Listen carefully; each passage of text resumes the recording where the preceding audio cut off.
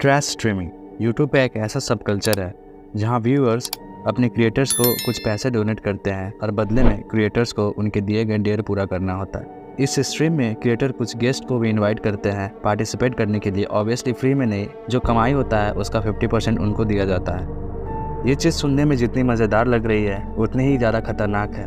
वो पैसा दे रहे हैं, ये डेयर कर रहे हैं। एक हद तक तो ये ठीक है, लेकिन क्या होगा अगर ये चीज़ मजाक से थोड़ा ऊपर उठ जाए। सोचिए क्या होगा अगर व्यूअर्स किसी को अब्यूज़ करने बोले, सर पे अंडे मारने बोले, हाथापाई करने बोले और किसी को ह्यूमिलेट करने बोले। और ज़्यादातर ट्रैश स्ट्रीमिंग क्रिएटर्स नशे की धूप में करते हैं, जहां उनको कुछ समझ नहीं आ रहा होता है कि क्या कर रहे हैं क्या नहीं।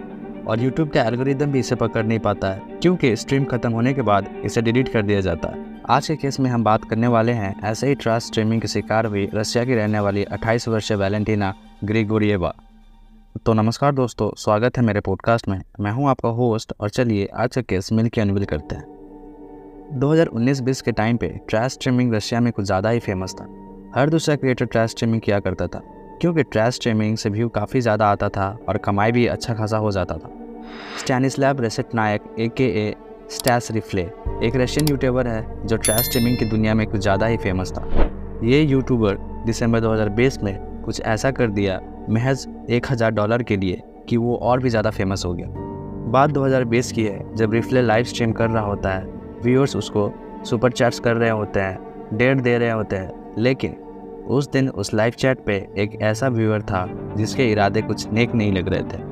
वो रिफ्ले को $1000 का सुपर चैट करता है और बदले में बोलता है उसकी गर्लफ्रेंड वैलेंटीना को नंगा करके बालकनी में बंद कर देने। दिसंबर के टाइम पे रशिया में टेम्परेचर माइनस में होती है। चौंकाने वाली बात तो ये थी कि रिफ्ले इस डेयर के लिए मान भी जाता है। लाइव स्ट्रीम के दौरान वहाँ पे रिफ्ले, वैलेंटीना और इन दोनों की एक दोस्त भी प्रेजेंट रहती है।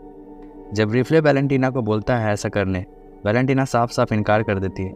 लेकिन यह इनकार रिफ्ले से बर्दाश्त नहीं होता और वो वैलेंटीना को मारने पिटने लगता है। बदले में वैलेंटीना भी पास में रखी एक चाकू उठाकर डराने की कोशिश करती है रिफ्ले को, लेकिन रिफ्ले उसे ओवरपावर कर देता है। और ये सभी चीज़ें लाइव स्ट्रीम पे चल रही थी। फिर रिफ्ले ज़बरदस्ती वैलेंटीना के कपड़े उतारने लगते हैं। उसका वो जो लेडी दोस्त था, बजाय उसको रोकने वो उल्टा रिफ्ले की मदद करने लगती है और वैलेंटीना के सारे कपड़े उतार देते हैं। इस हाथापाई के दौरान कई चोटें भी आती है वैलेंटीना को। सारे कपड़े उतारने के बाद वैलेंटीना को ज़बरदस्ती बालकनी में बंद कर दिया जाता है, सिर्फ अंडरवेयर में, जबकि बाहर का टेम्परेचर माइनस में था। अभी ये सब लाइव स्ट्रीम पे ही चल रहा था। उसको बंद करने के बाद रिफ्ले वापस लाइव स्ट्रीम पे आता है और दारू पीते पीते बातें करने लगता है। और वैलेंटीना बाहर से नॉक किए जा रही थी। नॉक का आवाज़ स्ट्रीम पे भी सुनाई दे रहा था। रिफ्ले ने वैलेंटीना के साथ ऐसा पहली बार नहीं किया था। पहले भी ऐसे ही डेयर के लिए वैलेंटीना की आंखों में पेपर स्प्रे मार दिया था। और रिफ्ले ऐसे सिर्फ वैलेंटीना के साथ नहीं, बाकी और लोगों के साथ भी किया करता था। वो एक बार एक होमलेस इंसान को अपने घर बुलाता है, उसको दारू ऑफर करता है और बोलता है अगर वो उसके स्ट्रीम करने में मदद करेगा तो उसको दारू और छत दोनों मिलेगी। रिफ्ले उसको भी ह्यूमिलेट किया करता था, उसको मारता पीटता था लाइव स्ट्रीम पे। और तो और एक स्ट्रीम में तो रिफ्ले ने अपना पेशाब भी उसे पिलाया था। इन सभी चीज़ों के दौरान मैं ये बात सोच कर परेशान था कि आखिर उनके व्यूअर्स कितने सैडिस्ट थे। उनके सैडिस्ट व्यूअर्स के बीच में एक व्यूअर्स को उस होमलेस पर दया आया और उसने पुलिस को कॉल करके बताया। हालांकि जब पुलिस ने पूछताछ किया तब उसने साफ साफ मना कर दिया और कहा वो जो भी करता है वो सब अपने मर्जी से करता है। लेकिन वो भी ये सब सह सह के परेशान हो गया था और एक दिन वो घर छोड़ के भाग गया। अब वापस आते हैं वैलेंटीना पे। तो वैलेंटीना बालकनी से नॉक किए जा रही थी, चिल्लाए जा रही थी, लेकिन रिफ्ले उसको अंदर नहीं लिया। कुछ देर बाद नॉक का आवाज़ आना बंद हो गया। तब रिफ्ले बाहर जाकर देखा तो वो ज़मीन पर गिरी पड़ी थी। बहुत कोई ये भी मानते हैं इस दौरान वैलेंटीना प्रेग्नेंट थी। ज़मीन पे देखकर रिफ्ले उसे घसीट कर अंदर लेता है, लेकिन वो सांस नहीं ले रही थी, उसका पल्स भी नहीं चल रहा था।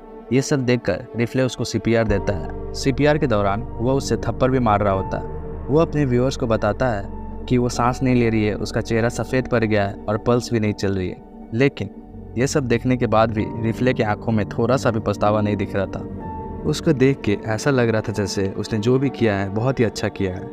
इसके बाद वो आराम से अपने चेयर पे बैठता है और अपने दारू के सिप मारते मारते एम्बुलेंस को कॉल करता है। जब पैरामेडिक्स उन्हें चेक करते हैं तब वो उन्हें मृत घोषित कर देते हैं। महज $1000 के लिए रिफ्ले ने अपनी ही गर्लफ्रेंड को मौत के घाट उतार दिया था।